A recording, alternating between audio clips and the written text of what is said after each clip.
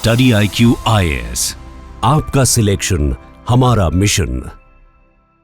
Hello everyone, women entrepreneurs एक वो breed जो धीरे धीरे देश में आगे बढ़ रही है, बट बात गौर करने की ये है, बहुत ही धीरे धीरे आगे बढ़ रही है।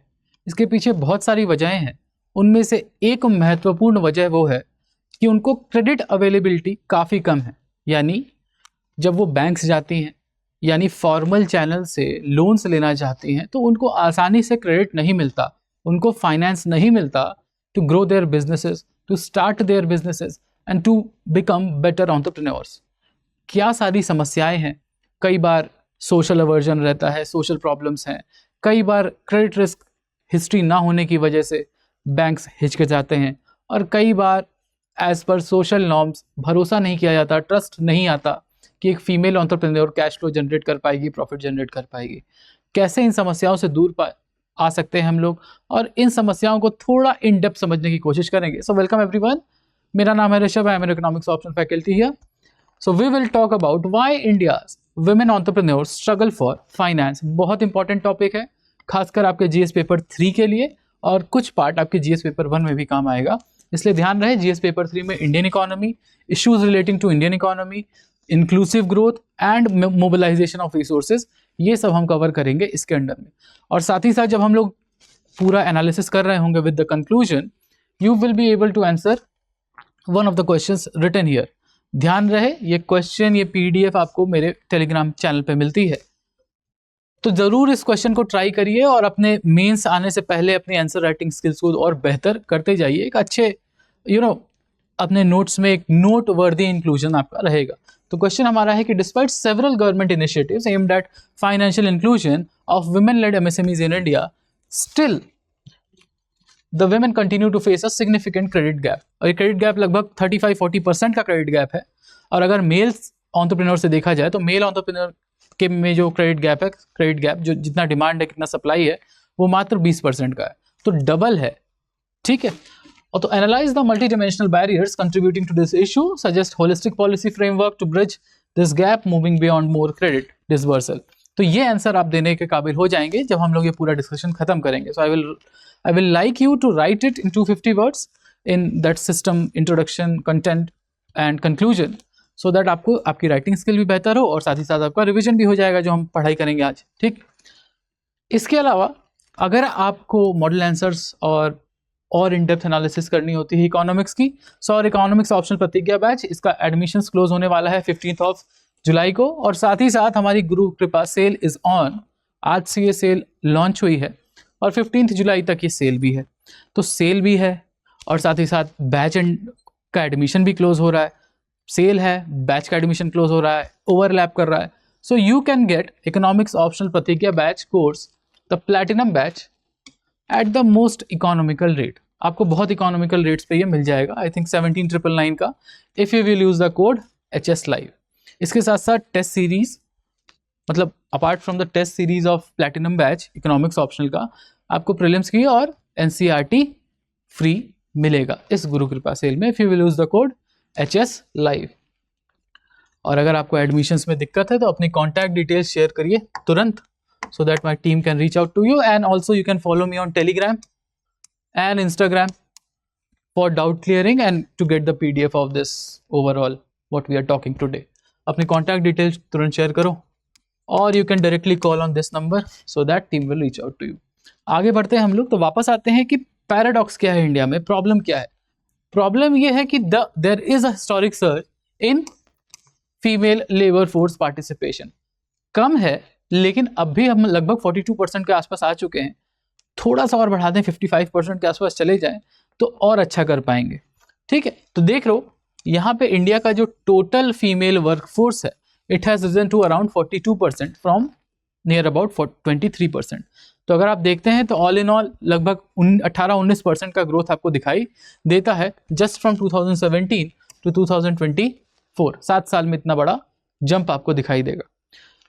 और इसमें भी अगर आप देखेंगे तो रूरल एम्प्लॉयमेंट और female participation in rural workforce ज़्यादा तेज़ी से बढ़ा है, thanks to MG NREGA, PM Gramin Awas Yojana ग्रामीण और ये सब। ठीक है, इसके साथ साथ female labour participation in agriculture activities वो भी बढ़ा है। तो हम ये देखते हैं कि रूरल फीमेल पार्टिसिपेशन ज़्यादा है और ओवरऑल भी कंट्री में फीमेल पार्टिसिपेशन इन वर्कफोर्स लगभग 18-19% बढ़ा है। ठीक है ना। तो हम ये देखते हैं कि वुमेन एज जॉब क्रिएटर्स, यानी 50% of the government recognised startups have at least one women director. ये बहुत बड़ी बात है। गवर्नमेंट रिकॉग्नाइज्ड स्टार्टअप्स में आधी जो एक ही डायरेक्टर से, जैसे मान लो बोर्ड ऑफ डायरेक्टर होते हैं 3 डायरेक्टर 2 डायरेक्टर जितने भी होंगे, उसमें से कम एक डायरेक्टर फीमेल है इन द 50%, यानी the women are breaking the glass ceiling. अब ये ग्लास सीलिंग भी तोड़ रही है। तो प्रॉब्लम कहाँ है? प्रॉब्लम ये है, there is a bottleneck. The bottleneck is, ये जो इकोनॉमिक फोर्स है is hitting a wall of financial inclusion, यानी कि आपका जो फॉर्मल इकोनॉमी है जैसे banking, non banking, financial companies etcetera, वो अब भी अपने दरवाजे बंद कर रही हैं फीमेल एंटरप्रेन्योर्स की तरफ because of lack of trust और whatever reasons, some social conditioning. इसको हम कैसे ब्रेक कर सकते हैं यही देखेंगे। तो प्रॉब्लम क्या है कि विमेन एंटरप्रेन्योर कम नहीं है, बट जो सिस्टम है उसका एक सिस्टमिक फेलियर बनता जा रहा है बिकॉज ऑफ मल्टीपल रीजन्स। तो वही देखते हैं हम लोग, कुछ नंबर से समझते हैं पहले कि फीमेल्स और women are 1 in 5 MSME owners, यानी लगभग 20% ऑफ द MSMEs की owner, 20% of the MSMEs are owned by females. But हर 14 रुपीज जो लोन दिया जाता है towards entrepreneurship, towards these MSMEs, only 1 rupee reaches women, यानी out of 14 only 1 women is getting loans. तो ये नंबर बिल्कुल से ही पलट जाता है। और इसकी वजह से क्या होगा, देखो शेयर ऑफ रजिस्टर्ड MSMEs, यानी जो फीमेल ओनरशिप है 20% के आसपास है। बट आप क्रेडिट गैप देखते हैं, अगर डिमांड सप्लाई गैप देखते हैं कि लोन कितना डिमांड किया जा रहा है और सप्लाई कितनी कम है, तो आप देखेंगे 35 to 40% विमेन लेड MSMEs को कम लोन्स दिए जाते हैं, कम, और ये डबल है मेल लेड MSMEs से। उसके अलावा आप देखते हैं share in total MSME credit, यहाँ पे है ना लिखा हुआ कि हर 14 रुपीज में सिर्फ 1 रुपया फीमेल लेड एंटरप्रेन्योर को और फीमेल लेड MSME को मिलता है। तो अगर हम उसको परसेंटेज में देखें, only 7% of the total MSME credit is being given to females. A big reason to worry कि 50% अगर टॉप जॉब्स में और 20% MSMEs का कंट्रोल फीमेल्स के पास है, तो क्रेडिट गैप इतना ज़्यादा क्यों है, 7% to 93%। अनमेट क्रेडिट डिमांड, यानी ये जो क्रेडिट गैप है वो कितना बड़ा है, $836 बिलियन के आसपास, लगभग 1 ट्रिलियन आप मान सकते हैं, अप्रॉक्सीमेटली $1 ट्रिलियन। और VC फंडिंग, यानी कि मान लीजिए आपको डेट नहीं मिल रहा है तो आप फंडिंग ले लीजिए किसी से, तो फीमेल लेड स्टार्टअप्स को या फीमेल लेड MSMEs को फंडिंग भी कम मिलती है, और ये इसकी सिचुएशन तो डेट से भी ज़्यादा कम है, यानी only 0.3% funding is given to female led MSMEs। अब इसके पीछे, अब हमने नंबर्स देख लिए और नंबर्स तो काफ़ी खराब दिखाई दे रहे हैं।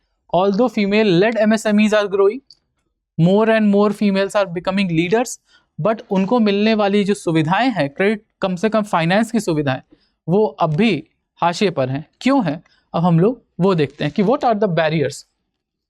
तो पार्ट 1 में हम देखेंगे there is a structural barrier. Structural barrier मतलब सोसाइटी, फैमिली बैरियर होगा, ठीक है। उसके अलावा थोड़ा सा हिचक होती है, और उसके अलावा आपको कोलैटरल की प्रॉब्लम भी दिखाई देगी।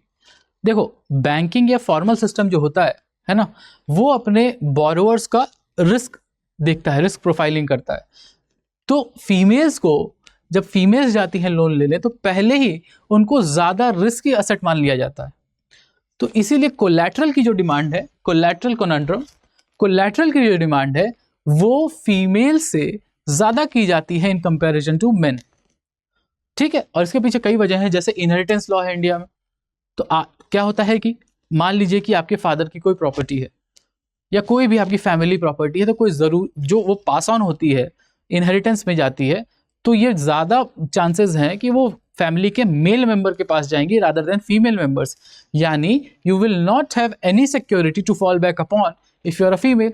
तो बैंक्स ये सोचेंगे ना पहले कि अगर इनके पास कोई प्रॉपर्टी नहीं है, कोई कोलैटरल नहीं है, सोशल नॉर्म्स की प्रॉब्लम है, प्रॉपर्टी टाइटल्स नहीं है फीमेल्स के पास, चाहे वो फैमिली प्रॉपर्टी हो या कहीं भी हो, आपने शादी की है, हस्बैंड के साथ आप रह रही हैं, वहाँ पे प्रॉपर्टी शेयरिंग हो, वो प्रॉब्लम है।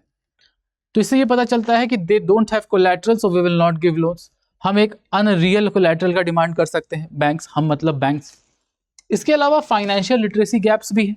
इसका मतलब ये है कि जो फीमेल्स है, क्योंकि ये न्यू जनरेशन एंटरप्रेन्योर्स है, पहली बार कई औरतें पहली बार घर से बाहर निकल रही हैं, अपना नाम बनाना चाहती हैं, काम बनाना चाहती हैं, बट उसके लिए क्योंकि traditionally females were not in the workforce, they don't know about many financial concepts and banking procedures.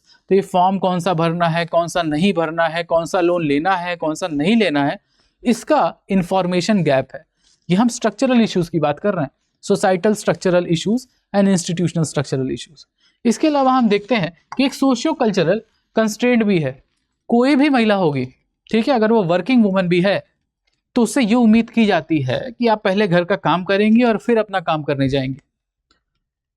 तो इसीलिए ये स्टडी दिखाती है कि कैसे महिलाएं लगभग पुरुषों से 8 गुना ज्यादा, यानी 8 टाइम्स मोर अपने फैमिली को देती हैं, फैमिली के वर्क को देती हैं, जो कि एक्चुअली ये डोमेस्टिक वर्क उनमें कोई इकोनॉमिक बेनिफिट नहीं दे रहा है उनको, ठीक है, उनकी मोबिलिटी को भी रिस्ट्रिक्ट कर रहा है। क्योंकि अगर आप ज़्यादातर टाइम अपने घर में खाना बनाने या ये सब में दे रही हैं, तो आप इकोनॉमिक एक्टिविटीज़ में पार्ट नहीं ले पाएंगी, और इस तरह से ये कंडीशनिंग है। उसके अलावा मैं ये नहीं कह रहा हूँ कि घर का काम करना गलत बात है, बट घर का काम शेयर करके करना ज़्यादा बेहतर बात है। तो अगर फैमिली सपोर्ट बेहतर रहे, because currently there is a lack of family support to females even if they are working. तो अगर आप साथ में रह रहे हैं, दोनों लोग काम कर रहे हैं, both spouses are working, then you should help each other. Even if you are not working, you should help each other. उससे आपको एक टाइम स्पेंड करने का भी मौका मिलेगा, काम सीखने का भी मौका मिलेगा, एंड बेसिक लाइफ स्किल्स हैं, everyone should know basic life skills. तो ऐसा कोई जरूरी थोड़ी कि घर का काम करना सिर्फ महिलाओं का काम है। अगर महिलाओं को 8 गुना ज्यादा टाइम लग रहा है, तो अगर उनके साथ काम शेयर कर लिया जाए तो ये टाइम कम हो जाएगा। तो that will help them to do their business deals, business operations and manage it in a better way. अब आप यहाँ फोटो में देख सकते हैं, काम भी करना है, घर का भी काम देखना है, बिल्स भी भरने हैं, और अगर कोई चाइल्ड है तो उस चाइल्ड सपोर्ट भी करना है। सो अगर ये काम शेयर हो जाए तो बेहतर है, टाइम शेयरिंग हो जाएगा। उसके बाद हम इंस्टीट्यूशनल बैरियर्स की अगर बात करें, इंस्टीट्यूशनल बैरियर्स की बात करें, तो हमारा जो लेंडिंग सिस्टम है, फॉर्मल बैंकिंग सिस्टम है, उसमें एक इम्प्लिसिट बायस है। इम्प्लिसिट बायस का क्या मतलब है? वो कंडीशनिंग है दिमाग में कहीं बैक ऑफ द माइंड की, अरे नहीं देना चाहिए। और इसके साथ risk perception for females is higher, for females is higher. तो लेंडर्स हुए, जो बैंकर्स हैं, वो वुमेन को हाई रिस्क समझते हैं, क्योंकि उनके पास कोई फॉर्मल क्रेडिट हिस्ट्री तो है नहीं। सही बात है ये, क्योंकि पहली बार आई हैं वर्कफोर्स में। उसके साथ साथ कोई भरोसा नहीं है कि जो आपके पास, जिस प्रॉपर्टी पे आप रह रहे हैं, कोई इनहेरिटेंस आपको मिलने वाला है। तो यानी कि आपके पास, बैंक ये भी देखते हैं कि आपके पास कोलैटरल सिक्योरिटी भी नहीं है और आप हाई रिस्क भी हैं, क्योंकि आपका कोई क्रेडिट हिस्ट्री भी नहीं है। तो इसका रिजल्ट क्या होता है कि stricter requirements are asked from females, कि आप ज़्यादा फॉर्म्स भरेंगे, ज़्यादा कोलैटरल भरना पड़ेगा आपको हाई रेट ऑफ इंटरेस्ट पे लोन्स मिलेंगे, क्योंकि आपको रिस्की एसेट की तरह देखा जा रहा है। और इसी के साथ साथ लोन मिलना आपको मुश्किल हो जाएगा। और हमने ये देखा है, मतलब इस रिपोर्ट में ये देखा गया है कि फीमेल्स, उनको ज़्यादा चक्कर काटने पड़ते हैं ऑफिसेस के to get a loan passed. मतलब अगर मेल्स को 2 बार विजिट में लोन मिल जाएगा, तो फीमेल्स को उसके लिए 4 विजिट्स करनी होंगी, यानी almost double. So females have to go to and fro almost twice and make twice the effort of men to get a simpler loan or to get the similar loan. उसके अलावा there is a fear of rejection.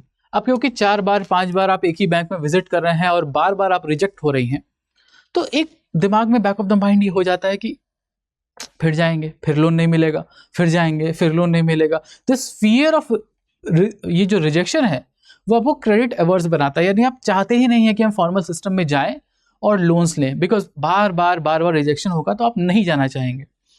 ठीक है, it makes you credit averse.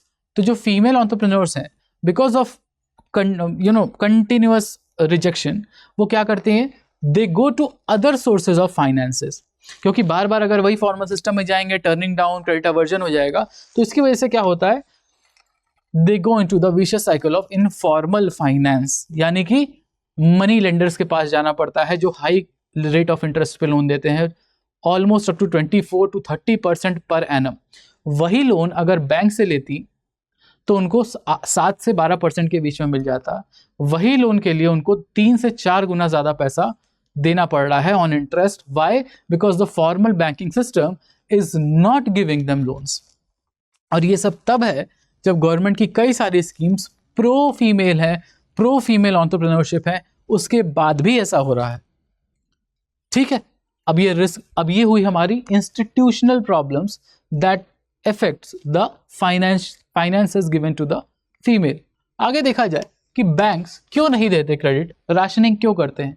Because of asymmetric information. Asymmetric information मतलब आपके पास कुछ और information है और दूसरी पार्टी के पास कोई और इंफॉर्मेशन है। फॉर एग्जाम्पल, आप वो हैं बोरोवर, आप लोन लेने जा रहे हैं। बैंक्स क्या है जो लोन देंगे? The lenders. You know about your business better than this bank, but bank अपने लेंस से जब देखेगा उस बिजनेस को कि ये कैश फ्लो जनरेट कर सकता है कि नहीं, ये प्रॉफिटेबल हो सकता है कि नहीं, वेदर इट विल वर्क और not, because you have been working from bottom, दिन रात एक करके आप अपने एंटरप्रेन्योरशिप को, अपने फर्म को आगे बढ़ा रही हैं। ठीक, आप बॉटम अप अप्रोच लेके जा रही हैं कि छोटे से बड़ा काम सब हम करेंगे। तो you know how the structure of your business is, but the bankers don't. तो इसीलिए एक एसिमेट्रिक इंफॉर्मेशन है। You know a lot, they know a lot less, but they pretend that they know a lot.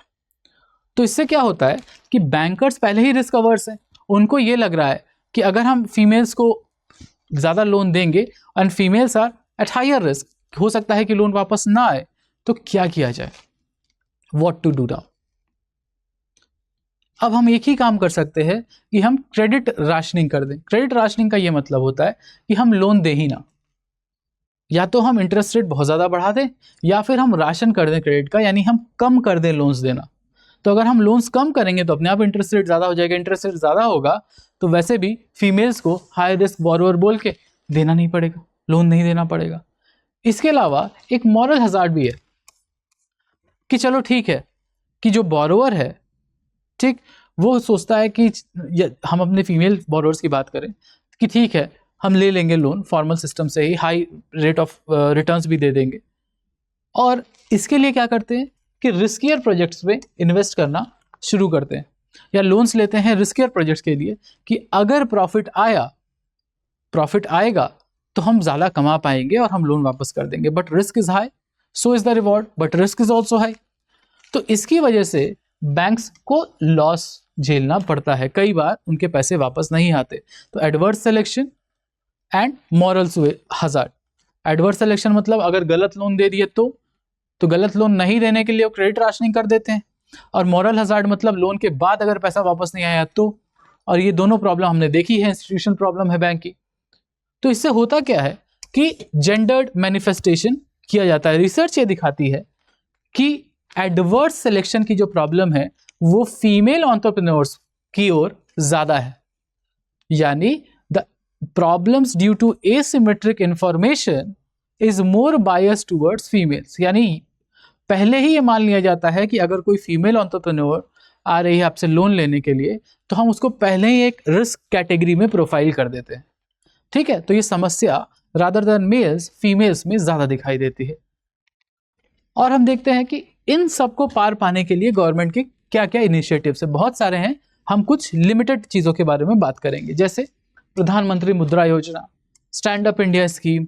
इसके अलावा हम देखते हैं कि डे एनयूएलएम स्कीम है, सॉरी डे एनआरएलएम, ठीक है, नेशनल रूरल लाइवलीहुड मिशन। यहाँ भी फीमेल लेड एंटरप्रेन्योर्स को लोन्स दिए जाते हैं। इसके अलावा हम देखते हैं कि जब गवर्नमेंट के जो पब्लिक सेक्टर यूनिट्स हैं, गवर्नमेंट के जो डिपार्टमेंट्स हैं, उसमें भी मैंडेटरी है कि 4% of the on the GeM portal whatever you are buying, the PSUs whatever they are buying should be through women led MSMEs। तो बहुत सारा सपोर्ट सरकार देती है। उसके अलावा हम देखते हैं प्रधानमंत्री मुद्रा योजना में, तो प्रधानमंत्री मुद्रा योजना के लगभग 70% of the loans are given to women. 70% of the loan accounts, मान लो कि 100 लोन अकाउंट है, उसमें से 70 फीमेल्स के लिए। बट अभी हम लोग इसके और डेप्थ में जाएंगे, don't worry. And over 30.6 crore loans have been sanction to women, bringing them into the formal system. ये तो अच्छी बात है कि भाई लोन्स अब ज़्यादा फीमेल्स को मिल रहे हैं। मुद्रा लोन्स, जैसे मुद्रा लोन्स क्या है, शिशु, तरुण, किशोर, 50,000 से लेके 10 लाख तक के लोन्स, 20 लाख भी अब तो मिलता है। ठीक है, 50,000 से लेके 10 लाख तक के लोन, हमें मालूम है इस बात के बारे में। तो इसमें से ज़्यादातर जो लोन अकाउंट है वो किसके हैं? फीमेल्स के हैं। बट इसमें प्रॉब्लम है, आगे अभी हम देखेंगे। स्टैंड अप इंडिया स्कीम क्या है? फीमेल एंटरप्रेन्योरशिप को, वल्नरेबल सेक्शन की एंटरप्रेन्योरशिप को बढ़ावा देने के लिए स्टैंड अप इंडिया स्कीम है, SUPI। अब इसमें भी इफेक्टिव टारगेटिंग हुई है because 84% of the loans for new and big ventures, बड़ी कंपनीज के लिए, बड़े स्टार्टअप्स के लिए 84% ऑफ द लोन्स फीमेल्स को सैंक्शन हुए हैं out of women, SCs, STs and minorities, जिनको स्टार्टअप इंडिया के थ्रू लोन्स दिए जाते हैं। उसमें ज़्यादातर हिस्सा किसका है? फीमेल्स का। यानी कि गवर्नमेंट अपने पॉलिसीज के थ्रू फीमेल को फॉर्मल सिस्टम और फीमेल एंटरप्रेन्योरशिप को फॉर्मल सिस्टम का हिस्सा बनाना चाहती है। इंटेंट सरकार का यही है, ठीक है। The policy intent is clear that the government wants that millions of women should join the workforce, but अगर हम देखते हैं there is a missing middle dilemma in the gap। अब मिसिंग मिडिल क्या है? मिसिंग मिडिल ये है, देखो मुद्रा में जो शिशु लोन है, यानी कि अप टू 50,000 जो लोन मिलता है, तो out of the 70% of the loan accounts that belongs to the women, उसमें से लगभग 90% जो अकाउंट है वो इसी शिशु लोन का है, वो इसी शिशु लोन का है। अब सोचो कितनी बड़ी प्रॉब्लम है, कितनी बड़ी प्रॉब्लम है कि 50,000 रुपए में कोई बिजनेस तो करेगा नहीं, भले वो एंटरप्रेन्योरशिप के लिए लोन लिया गया हो, चलो मान लो छोटे सा ठेला लगाने के लिए लिया गया हो, बट 50,000 में तो कुछ भी पॉसिबल नहीं। तो these loans are mostly subsistence loan, कि अपने कोई ज़रूरत की चीज़ है उसको खरीदने के लिए, एक तरह से ये एक्सपेंडिचर है। इट्स नॉट दैट इन्वेस्टमेंट, ये इन्वेस्टमेंट लोन नहीं रह जाता, ये रह जाता है एक्सपेंडिचर लोन। हम एक और चीज़ देखें इसमें कि 70% of the loan account belongs to women, but मान लो 100 करोड़ अगर टोटल लोन दिए गए हैं तो उसमें से सिर्फ 40% लोन फीमेल्स के हैं। यानी अगर 100 अकाउंट है तो 70 अकाउंट फीमेल्स के हैं, बट अगर 100 करोड़ लोन दिए गए हैं तो सिर्फ 40 करोड़ लोन फीमेल्स को दिए गए हैं। क्यों? क्योंकि out of that 70% of the loan accounts, ज़्यादातर जो महिलाएं हैं वो 50,000 से ज़्यादा का लोन लेती ही नहीं है। 90% तक महिलाएं 50,000 से ज़्यादा का लोन नहीं लेती, यानी लोन अमाउंट स्मॉल है, वो पर्सनल यूज़ के लिए है, वो इन्वेस्टमेंट पर्पस के लिए नहीं है। तो उसकी सच्चाई ये है, बैकग्राउंड। इसके अलावा स्टैंड अप इंडिया में अगर हम देखें, स्टैंड अप इंडिया में there is a rigid bureaucratic process, और उसकी वजह से हो जाता है application fatigue, low disbursement rate, यानी अप्लाई तो करती हैं फीमेल्स लगातार, बट रिजेक्शन रेट्स भी हाई हैं, और बार बार टू एंड फ्रो करना पड़ता है, and that causes application fatigue because you have to file a lot of forms. इसके अलावा एक मिसिंग मिडिल का भी प्रॉब्लम है। मिसिंग मिडिल का प्रॉब्लम इसलिए है कि मुद्रा में जो लोन दिए जाते हैं या फीमेल्स जो लोन प्रेफर करती हैं, दैट इज लेस देन 50,000, और स्टैंड अप इंडिया में जो लोन्स दिए जाते हैं that is for bigger startups, यानी ये आपको लार्ज स्केल इंडस्ट्रीज के लिए, लार्ज स्केल लोन्स। तो ये जो बीच में जगह है, यानी या तो आप 1-2 करोड़ के ऊपर देख रहे हैं या 50,000 तक देख रहे हैं, तो this is missing the middle. Missing middle यानी जो फीमेल MSMEs है, मिडिल का मतलब MSME, ये MSMEs को लोन मिलने की बहुत कम चांसेस बचते हैं।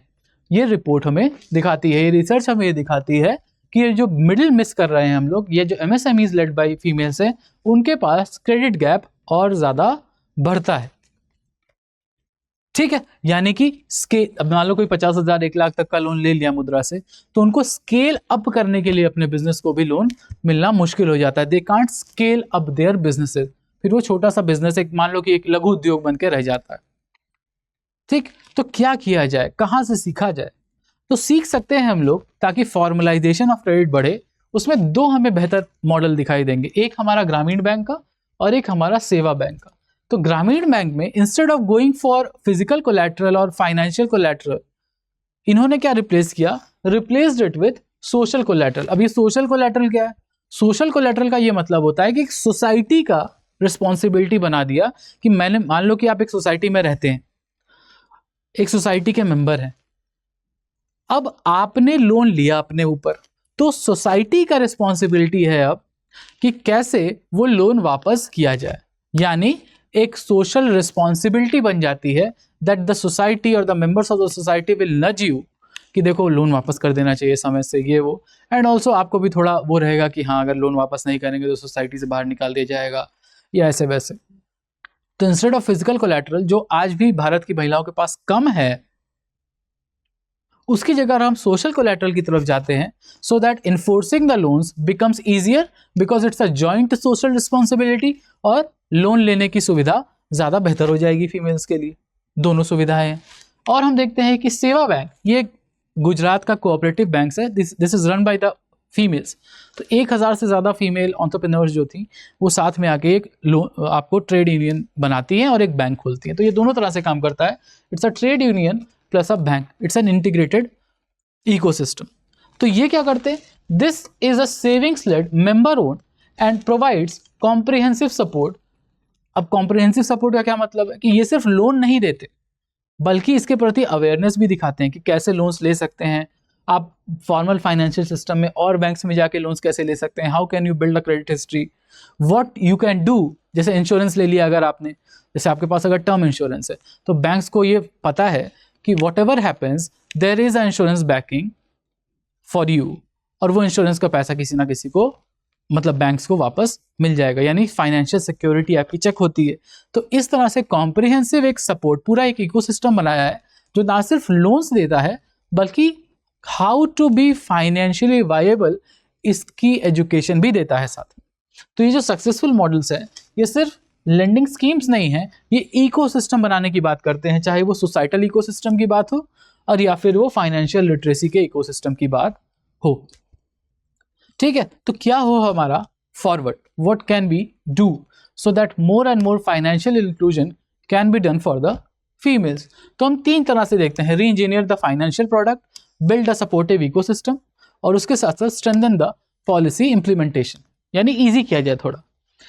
देखो अब फाइनेंशियल प्रोडक्ट को री इंजीनियर करने का क्या मतलब है कि सिर्फ फिजिकल कोलैटरल को ना देखा जाए, सिर्फ फिजिकल कोलैटरल को ना देखा जाए, कैश फ्लो बेस्ड लेंडिंग की जाए कि अगर कैश आ रहा है, कैश फ्लो अच्छा है आपके बिजनेस का या जो आपका बिजनेस प्लान है उसका, तो फिर सिर्फ असेट को ना देखा जाए, कैश फ्लो को देख के दिया जाए लोन्स। उसके अलावा एक जेंडर इंटेलिजेंट प्रोडक्ट को बनाया जाए by the banking system, financial system, जो कि टारगेट करता हो ऐसी महिलाओं को जो वल्नरेबल हैं, जो एंटरप्रेन्योर बनना चाहती हैं बट उनके पास क्रेडिट सपोर्ट नहीं है, यानी एक प्री पैकेज्ड प्रोडक्ट बनाया जाए that is familiar with the needs of the female entrepreneurs। इसके अलावा हम टेक्नोलॉजी को लेवरेज कर सकते हैं। कैसे कर सकते हैं, जैसे मान लो दिक्कत क्या है कि क्रेडिट हिस्ट्री नहीं है फीमेल्स की क्योंकि पहली बार वर्कफोर्स में आई हैं, तो उनके स्पेंडिंग पैटर्न्स को, ठीक है, कैसे वो स्पेंड कर रही हैं, कितना बिल भर रही हैं, कहाँ खरीदारी कर रही हैं, तो उनका जो डिजिटल स्पेंडिंग पैटर्न है उस पैटर्न के अकॉर्डिंग उनकी परचेजिंग पावर को देखा जाए और उनके परचेजिंग पावर के अकॉर्डिंग उनको लोन्स एक पर्टिकुलर इंटरेस्ट रेट पे दिए जाए। तो ये कुछ तरीके हैं जिस तरह से हम फाइनेंशियल इंक्लूजन बढ़ा सकते हैं। उसके अलावा एक सपोर्टिव इकोसिस्टम बनाया जाए, यानी कि फाइनेंशियल लिटरेसी और मेंटरशिप में इन्वेस्ट किया जाए। जैसे बैंक्स होते हैं ना कि जो कैंप्स लगाते हैं कि कभी कभी कहीं कहीं किसी किसी रीजन में कैंप्स लगा दिया कि आओ we are disbursing loan or training you how to take loans, what documents are required to take loans। तो ये वन ऑफ इवेंट ना हो कि साल में 6 महीने पे एक बार कर लिया, ये कंटिन्यूअस प्रोसेस होना चाहिए towards skilling and re skilling and making the females financially literate. इसके अलावा केयर इकोनॉमी में इन्वेस्टमेंट बढ़ना चाहिए। केयर इकोनॉमी का क्या मतलब है, क्योंकि फीमेल्स का 8 गुने से ज़्यादा time as per proportionate to men ज़्यादा जाता है अपने घर परिवार के कामों में, ठीक है, चाइल्ड केयर में।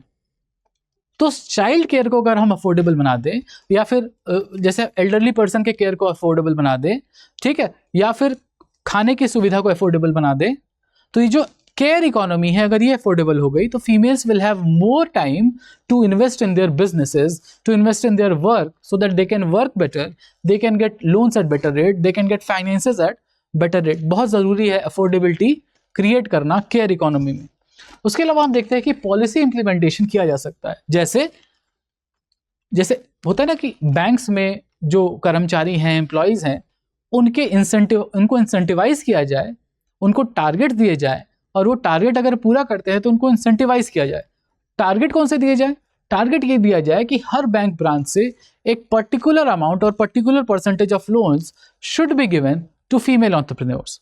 तो अगर इसको हम टारगेट लिंक कर दें कि इतना टारगेट है आपका कि आपको 20%, 25% फीमेल्स को या 30% फीमेल्स को लोन्स पास करने हैं एक महीने में, ताकि आपको परफॉर्मेंस बेस्ड इंसेंटिव दिया जा सके। तो इस तरह के मॉडर्न सोल्यूशन से भी, यानी पॉलिसी बेस्ड सोल्यूशन से भी, हम लोग फाइनेंशियल इंक्लूजन बढ़ा सकते हैं फीमेल्स के लिए। और उसके अलावा सिंप्लीफाई किया जा सकता है एप्लीकेशन प्रोसेस को, यानी ease of doing business while keeping in mind the needs of the female population. हम आगे बढ़ सकते हैं। So these are the way forward which we can write और विच वी कैन रिमेंबर कि how the inclusion of females or female entrepreneurs can be made sure in the formal economic ecosystem। ठीक है, तो what can we conclude from it? conclude हम simple सी बात ये कर सकते हैं कि ये एक क्रिटिकल इकोनॉमिक स्ट्रैटेजी है इंडिया के लिए। सिर्फ सोशल वेलफेयर की बात नहीं कर रहे। सोशल वेलफेयर तब होता है जब इकोनॉमिकली आप स्ट्रांग होते हैं। तो फीमेल्स को इकोनॉमिकली स्ट्रांग कैसे किया जा सकता है? एक सिंपल क्रेडिट डिलीवरी मैकेनिज्म को एक होलिस्टिक क्रेडिट फाइनेंशियल इकोसिस्टम बना के, while training, educating, making the females aware, हम फीमेल्स की और विमेन की एंटरप्रेन्योर जर्नी को आसान बना सकते हैं और इंडिया की ग्रोथ को एक्सेलरेट कर सकते हैं। तो instead of going for subsidies और direct like free cash, we can make our females और the women more aware and how they can build up their businesses and grow it. And this is how the true sense of freedom will prevail among the female population. So we will stop here. I hope you liked it. तो do like it, do share it, comment करो अगर आपका कोई सुझाव है how we can improve upon this great situation for the females। अगर आपके पास story है कोई, उसको भी कमेंट करो। We'll meet again soon, but remember, use the code HS Live for the economics option प्रतिज्ञा बैच। और क्यों बोल रहा हूँ? क्योंकि गुरु कृपा सेल चल रही है and it will run till 15th जुलाई, और 15 जुलाई को हमारा जो इकोनॉमिक्स ऑप्शनल का बैच है उसका एडमिशन क्लोज हो जाएगा। So go for the platinum batch, you will get pre test series as well as NCERT's books free इस Guru Kripa sale. Just use the code HS Live। और कोई भी दिक्कत है, do reach out to me on Hipponomics, search करो Hipponomics and do reach out to me. Will meet again soon, bye bye. Study IQ IAS, आपका selection हमारा mission.